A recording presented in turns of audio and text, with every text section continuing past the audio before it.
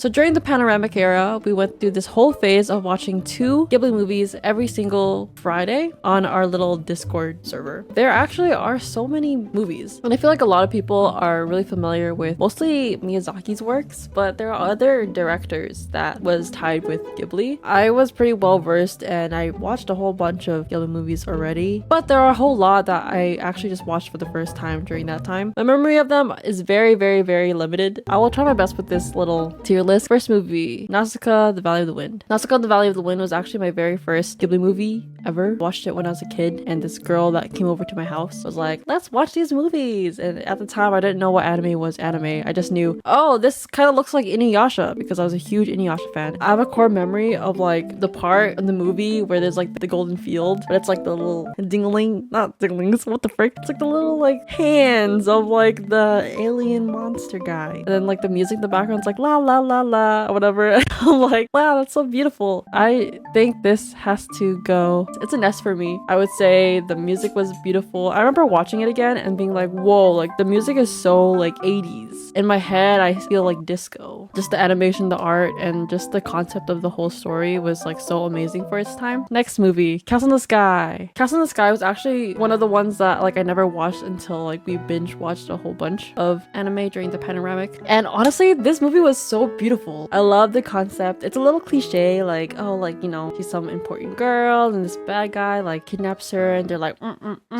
you know, her knight in shining armor like rescues her. Other than that, I think just the airships, the floating castle or like island. I think my favorite scene was probably like the train chase scene. That one was amazing to me. Also the bread, was it bread and butter? Also when they're like, you know, they finally get to Laputa and like they're just like floating down in the sky. Like that was like one of the main things I remember. And also like the old lady on like the ship, she's badass. I think she's so cool. We need like a spin-off movie, if ever, like about her life. Underrated Ghibli old lady. We know Yubaba, we know like Sophie in her old age, but this girl, I don't even remember her name. Amazing. She was great. I'm gonna have to put this at S because it was just so, I loved this movie.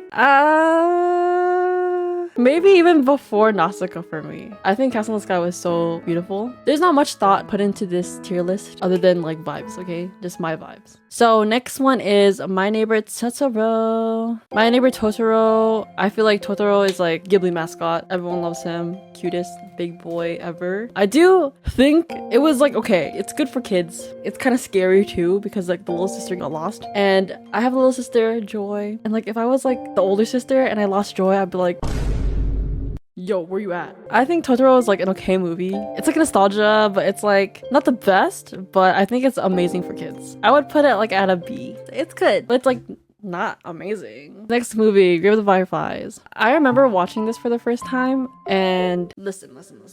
At the time that I was watching this, I was mad at the older brother because I was like, if I was in his shoes, I would have done anything I could for survival. Anything I could to ensure that me and my sister can live on. But this man like was like, nah, I'm gonna like live on my own on the side of the road or whatever. But now that I'm older, I actually can think with a frontal lobe like almost finishing like develop. It wasn't really their fault because at the end of the day, they are kids and the older brother was mourning both of his parents passing away, and I think the responsibility should have gone to the adults in the story. Obviously, whoever is in charge of the war, this is like the root issue. At the time, I feel like maybe like the aunt and uncle should have made sure that like they taught him like discipline and stuff like that. Like instead of being like making him feel bad, like, oh, like look at your cousins or whatever, like they're in school, blah, blah, blah, what are you doing, staying at home? Maybe it was just like of the times, right? I feel like they could have been like helping them get through the mourning process and being like, hey, you know, you gotta like do all these things because we need to make sure you and your sister live and like you have to do your part. And being a kid, sometimes like you're in that moody mindset and you're like, I don't really want to do this, I don't want to do these things, I'm sad, I don't know what's going on, I lost my parents. But like I think those adults in their life should have stepped up and like taught them empathy and like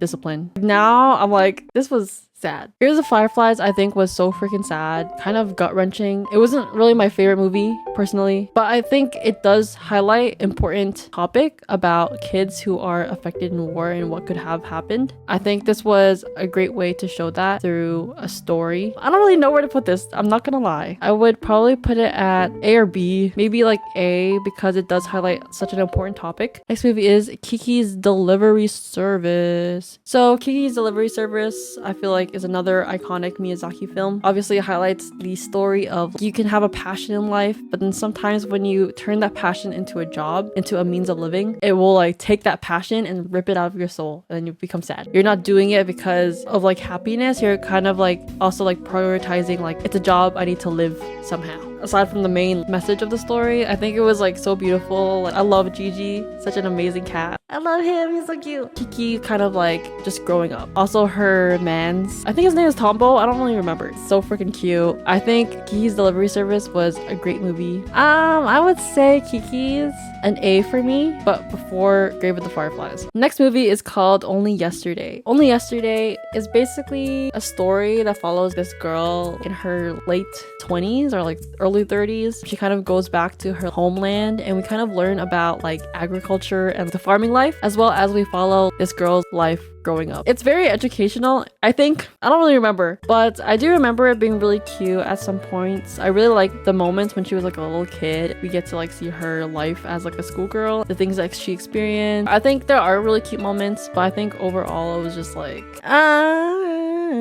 I think it was beautiful though, but not the best film in my opinion. I would say this goes down to a D film for me. It was interesting. It's just like something that I don't think I could sit through again. Next movie is Porco Rosso. I personally think Porco Rosso is pretty underrated. I think it was really great. I think I overall like it. The really pretty girl that owns like the store. Was there romance between them? I don't really remember. But then like the whole plane stuff, it was like so amazing. I really liked the whole race, and I think it was like really cute overall. I would say, not gonna lie, I think I watched this twice, but I don't remember too much from it, but I do remember it being stunning and like really fun to watch. I think also like the question of how Porco Rosso used to look like as a human was really interesting, and I think the underlying like message is like interesting as well. But I would put Porco Rosso probably at a B ahead of My Neighbor Totoro. Either B or like ending of A. Maybe I'll switch it around later, but that's how I feel right now. Next movie is called Ocean Waves. Ocean Waves, you literally would see anime aesthetic, 90s aesthetic, Twitter accounts with the captions, "The days I remember being by your side," or some that, you know what I mean? So they would have like those like anime aesthetic hyping up this movie, but like I think overall this movie was like, it was beautiful. It was so beautiful. But I think overall the story was kind of weird to me. Like I just remember like the girl being a brat. You know what I mean? Like in a bad way. Not in like a good way, like in a bad way. I just remember like not really liking her. But then this guy like, I guess liked her. I can't even remember the story because I was just like, what is happening? Like I just remember a scene where he slaps her or she slaps him, but being like, what is going on? But I don't even think they end up together. Like, I don't understand the story. I don't remember it. I would put Ocean Waves at D after Only Yesterday, because in Only Yesterday there was good moments. In Ocean Waves, I just remember it being like, what is happening? So next movie is called Pom Poko. I just know that this movie, Pom Poko, was like an educational film. It's kind of like Only Yesterday, but like Pom Poko is kind of like talking about environment and how important it is, something like that. And then I also remember a part where there's like raccoons like flying from the sky and they have like enlarged balls or something. I don't remember it either. I'm not gonna lie. I'm gonna have to put Pom Poko after Ocean Waves, probably D. Next movie is called Whisper of the Heart. If you know Country Roads, Take Me Home. If you know that song, you probably know this anime. Maybe not. I loved Whisper of the Heart. Whisper of the Heart is probably one of the most underrated Ghibli films ever. I think Whisper of the Heart is probably my favorite like slice of life animes ever because it's so cute. Like it is enemies to lovers, but like I know I do bias towards action adventure, but like Whisper of the Heart is probably one of the best Studio Ghibli movies ever. So I'm gonna have to put this at S, probably after Castle in the Sky. That's just what I gotta say. If you haven't seen Whisper of the Heart, please watch it. It's so freaking cute. Next movie is Princess Mononoke. Princess Mononoke I feel like is one of the most like, you know, known ones that everybody knows. I love Princess Mononoke. Princess Mononoke is probably my favorite Miyazaki directed film. I think it was stunning, beautiful. Like the story of it was beautiful. The ending, beautiful. Characters, beautiful. Not even like aesthetic wise. Like I think the story of it, the characters themselves, Ashitaka, San, Lady Eboshi, the wolf.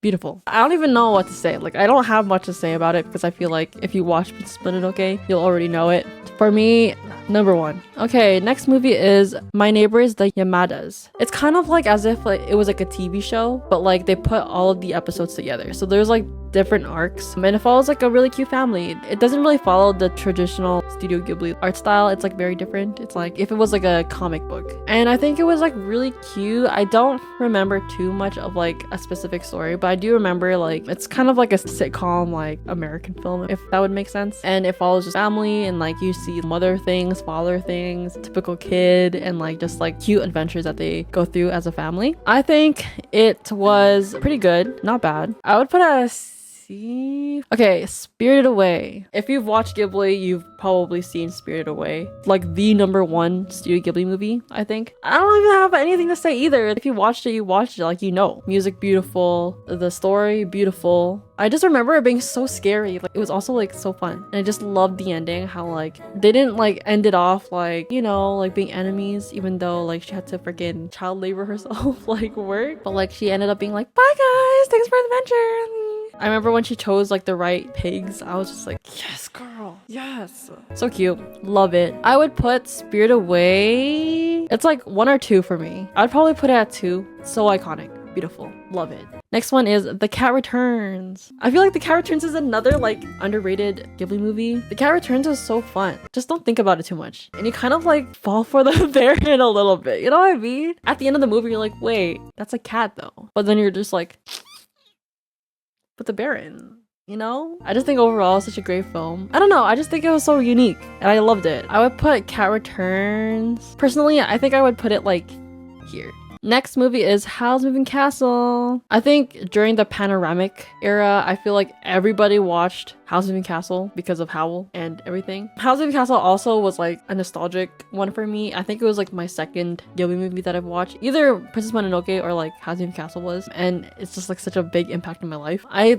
think the film was like so fun, so beautiful, and I love all the characters. Again, I don't know what else to say other than like the things that other people have already said. I think I would put Howl's Moving Castle at here. I'm like hovering between these two, I'm not gonna lie. Maybe here. Maybe that's where it has to go. Tales of Earthsea. I remember we watched this and we're just like, what is going on? Worse than when we watched Ocean Waves. It was like, what is going on? What is happening? Like, I don't remember, but I remember this one part where he just like turns weird and then we're just like rooting for the villains at this point. Like, I don't know.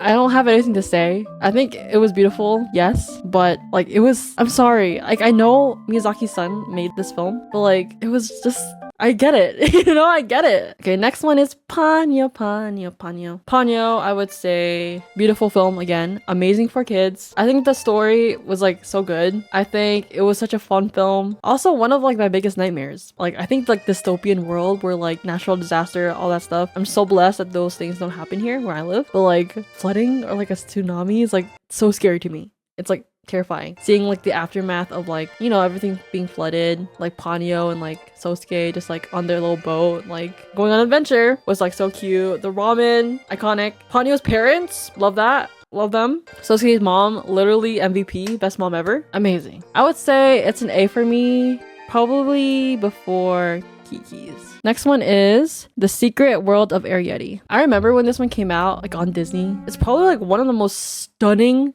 films. I can't even say stunning like lightly because like every single Ghibli film is always stunning. I think it's like the details of like being in a life that is like so tiny. It's like so cottagecore. It made me want to be like little. Like it's like giving like George Shrinks, but like I just want to be little and like live in a little shoebox and like decorate my house with a bunch of like leaves and plants. As a kid, I remember watching it being like, oh my god, like Arrietty and the guy, like so cute, but like, you know, he's like huge and she's like a little thing, so it's like, you know, they're just friends. And then like the fact that she like moves away and leaves and moves on with her life at the end is like so heartbreaking, but like it is what it is. Sometimes in life you just gotta move on. But overall, I think it was such a great film. But I think I would say it's A, like over here. From Up on Poppy Hill. So from Up on Poppy Hill, if you know, you know. There's like plot twist on plot twist on plot twist. I don't know, like should I spoil it right now? Like the whole sibling thing was kind of crazy. That's all I gotta say. But it was still like a really fun film and really great, and it just made me like want to clean and like do chores and like make myself bread or some, you know, because this girl is so hardworking. She'd just be like, well, I'm going home, time to make food and dinner, and everything's like so aesthetic. And then she'd be like cleaning and stuff, and like even the whole boat thing, like then I'm looking through the old photos like, yeah, that's my father, and then he's like, oh my god, that's my father, something like that. But I'm just glad that the whole movie turned out all right at the end. Everyone can be together without being weird. I just think it was great. It was like such a good movie, and I think it was really cute when like they would ride on the bike together. Oh yeah, I loved their whole building with all the clubs in it. I think that was so great. Like that was, I love that concept. I don't know if that's real, like do they really have that in Japan, but I think that's like so fun. If you haven't watched it, I really recommend this one. I would say it's over here for me. Okay, next is The Wind Rises. The Wind Rises was like really cute. I think it was really great and really sad. I remember this was supposed to be like Miyazaki's like last film for like the longest time. I think this film was like really nice. I think it was like really just focusing on somebody's dream and, you know, war stuff again happening. I think his wifey was just like MVP. She loved him so much, even though she was sick. I think the ending was so sad. The ending was so sad. Maybe there was a reason that I didn't understand, but I think I was mad at him because he just like worked and she was just at home alone all the time. And I think that was just so sad. And the fact that she even passed away by herself at the end was so heartbreaking. I get that she was like, you have your dream. Like, I know I'm like dying or whatever, but like you have to keep living for yourself at the end of the day. Don't stop your dream for my sake. But like, come on, man. That was so sad. Wind Rises, I think, was another just stunning, beautiful film. I would say it's over here for me. Maybe here. Maybe there. Next one is Tale of Princess Kaguya. So I think the Tale of Princess Kaguya was like one of the last films that Isao Takahata created. I think he's like the one guy that kind of just like doesn't follow the Studio Ghibli style. I think the way this film was created was so beautiful. It was like traditional like Japanese like ink art, and I think it fitted the story so well. The way that they chose that art style for this type of story, because it is like an old Japanese folklore story, I just think it was like stunning. I think it was so beautiful. I know it took like many years to create because, you know, it was like traditional, and I still am mad that it didn't win an Oscar. But if you haven't seen Tale of Princess Kaguya, I highly recommend it. It's another really sad story. I think it's one of, if not the best Takahata film that he created, and I think it's like highly underrated. I just think you should watch it. I would say S. Probably here for me. I think it also like touches like a story on like parents and how like, you know, sometimes parents just want the best for you, and like sometimes they just become so controlling and they think that they know what you want and they know what you need, but sometimes it's like, no, like the only person that knows what you want and like need in your life is you. And I think that was one of the biggest lessons in the story. Next one is When Marnie Was There. I remember when it came out, I remember it feeling like a queer film. It was supposed to be like, you know, a romance between like two girls and all this stuff, but like that really switched up at the end of the movie, and like the whole plot twist was kind of crazy. I do think it was beautiful, and I think kind of like eerie in a way, like kind of spooky at the fact that it was like a ghost vibe. But this movie did inspire me to write journals. So this movie was like, it was like okay, it wasn't like amazing, but I think it was like memorable in that sense where it was like, whoa, what is going on? But I think overall it was a really interesting story. I would put When Marnie Was There at probably at B, like at the end here. Next is Earwig and the Witch. This film was directed by Miyazaki's son, Goro Miyazaki, and it was actually a TV release movie, so it was not really like a theatrical release. And it does follow one of the novels by the same writer as Howl's Moving Castle, actually. So it was like based off of a children's book. It was a really cute story. I do think the hate on it was a little excessive, and I think it's fun to try different media mediums. I think it was like interesting that Goro, especially knowing his history, all this stuff, like la, la, la, I feel bad for the man, was really brave to actually try like, you know, like a CGI style movie. I do think Ghibli should forever just stick with the 2D. It was like really interesting to see the Ghibli art style attempt to translate over to 3D. I think the overall story was really interesting and it was really cute. The music was what made the movie amazing. That's all I gotta say. The music was great. The singer was great. Yeah, it's not beautiful, but like, you know, they tried. And I think the overall the story was like interesting too. Like she was an orphan and she was like the one misbehaved girl. She wanted to like do her own thing and then she gets like adopted and then like they make her do chores, but like she's just a rebel and it was like kind of fun. And like I really liked the ending, how like she kind of like Uno reversed everybody and like I don't know, it was just fun. I think it was cute. I do think it would have been really cool to see in 2D too though, like I don't know, but I think it was fun. I would put this at B, probably like right here. I don't think it was bad at all. And then last but not least, The Boy and the Heron. So I actually watched this in theaters when it came out. I actually watched it twice. Overall, the story, the animation, everything beautiful again, like as always. I think overall the story is a little confusing, but you do kind of understand it towards the end, I guess. I think it was kind of weird that the dad married his ex-wife's sister. One of the one things I would say. And I think it's really cute that he got to meet his mom again. I think it's not as memorable as the other ones. I know online a lot of people were like, oh, this is the best Ghibli movie ever. I don't think so. I think it was great. I don't think it beats any of the older stuff, but I think it was a really great film. I would put The Boy and the Heron at B, probably. I think this is a good spot for it. I think this is it. I think this is the list. Sorry, Tales of Earthsea. Maybe. No, I'm joking. Anyways, this is my tier list, I think. Princess Mononoke is number 1 for me. If not, like, Spirited Away, close second. I think this is a good list. I think this is what I think. Anyways, if you guys agree or disagree, or like have any other opinions, I'll leave them down below. I would love to read them. And like maybe comment down below like your own tier list. I would love to see everybody else's opinions. There's a freaking reply. But other than that, I think that's all for today. Thank you guys so much for watching, and I'll see you guys in the next one. Bye!